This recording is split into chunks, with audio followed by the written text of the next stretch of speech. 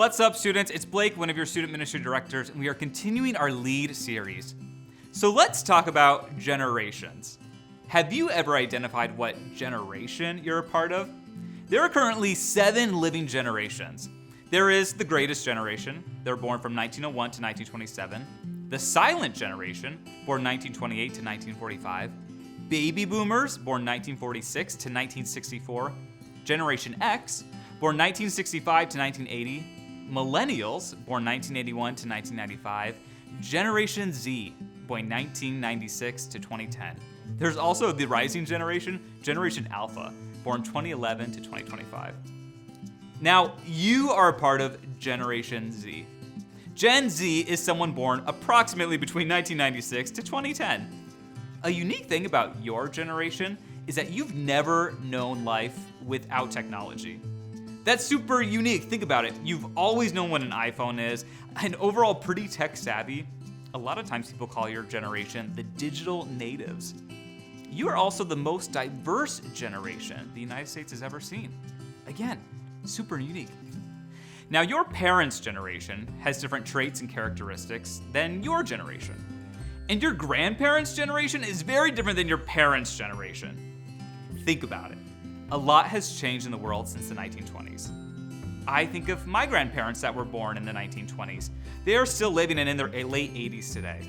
They remember when their family got their very first car, like the first time they actually had an option to buy a car. They remember wars like World War II, Korea, Vietnam. They've seen the gas price go up and down and up and down. They've also seen the computer introduced, the internet introduced, Wi-Fi introduced, the iPhone introduced, not to mention Amazon. But what's important to remember is that generations are impacted by what is going on in the world and society around them. Your generation is impacted by technology, social media, being diverse, but also issues like racial justice, LGBTQ rights, women's rights. Also, COVID-19 has completely impacted your generation. What is also interesting is how your generation views faith, the church, and religion. In spring 2021, high school students from Resurrection took a survey on what matters the most to their generation and how they view faith and religion in their own eyes. Check this out. When asked what helps you connect with God the most in your faith, the majority of students said engaging in art, that's singing, painting, or listening to music. Tied with second is being in nature and attending small groups. Okay, another question. When asked my blank is very important to my sense of self, most people said hobbies. Second was professional and educational achievement. The third was friends, and only one person said religion. All right, next question. When asked what values do you care about most, this is where we got a lot of opinions. We let students pick 2. The top answers were environmental causes. Tied for second was gender equality, disability rights, and racial justice. But we can see from these results that people care about a lot of things. All right, the last question we asked. When it comes to telling a non-Christian about your faith, which of the following do you think would create a positive experience? Again, we let students pick the top 2 answers. This was the top answer: letting your actions speak rather than your words to explain your faith. Now let me express something. There is nothing bad or wrong with these results. These answers were submitted by your peers, high school students in Kansas City. They helped provide insight into how their generation views the world. Now, other generations would have answered these questions differently. Check out this last graph. As you can tell, the baby boomers, the boomer generation, valued family and religion as the top 2 things. Gen X was the same. Millennials valued family, but then professional achievement and hobbies became a second. And the stats today say Gen Z values professional achievement as the number 1 value, hobbies as the second, gender identity as the third, friends as the 4th, and family as the 5th. See how there has been this shift from previous generations? But here's the thing. How we understand our generation impacts how we share Jesus with others. The message of Jesus has been communicated for over 2,000 years. The story started way before Jesus. In the book of Genesis, we started hearing about generational impact.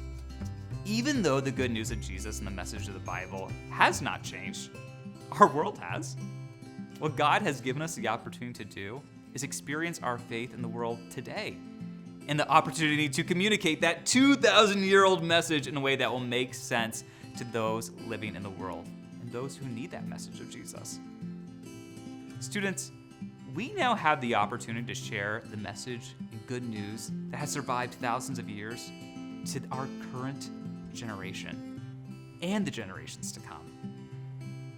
There's this passage in Acts about Paul and people he was connected to trying to figure out how do we communicate the message of Jesus to our society at this time.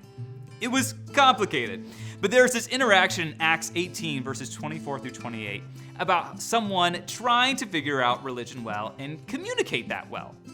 This is what it says. Meanwhile, a certain Jew named Apollos arrived in Ephesus. He was a native of Alexandria and well-educated and effective in his use of the scriptures. He had been instructed in the way of the Lord and spoke as one stirred up by the Spirit. He taught accurately the things about Jesus, even though he was aware only of the baptism John proclaimed and practiced. He began speaking with confidence in the synagogue. When Priscilla and Aquila heard him, they received him into their circle of friends and explained to him God's way more accurately. And when he wanted to travel to Achaia, the brothers and sisters encouraged him and wrote to the disciples so that they would open up their homes to him. Once he arrived, he was of great help to those who had come to believe through grace. He would vigorously defeat Jewish arguments in public debate, using the scriptures to prove that Jesus was the Christ. This man, Apollos, was pretty smart and knew faith pretty well, but while visiting other followers of Jesus, Aquila and Priscilla, they took him aside and taught him more about faith. They were all working towards the same goal, and Apollos was humble enough to take a posture of learning in order to spread the message of Jesus more effectively, maybe more relevant and more spirit-filled than he was doing before. In order to grow, we often have to receive insight from others for our own formation before we can inform others. This is the beauty of small groups and doing church with others. It allows us to provide insight and to learn from others. Now, generations have been learning and building off one another for years. And as the rising generation, your generation, they now have the powerful opportunity to learn, as well as educate our world on how to see faith revealed. Students, may you feel empowered by that. Get creative, express your thoughts, and communicate with people what the good news of Jesus has to offer your world, because you see it in a really unique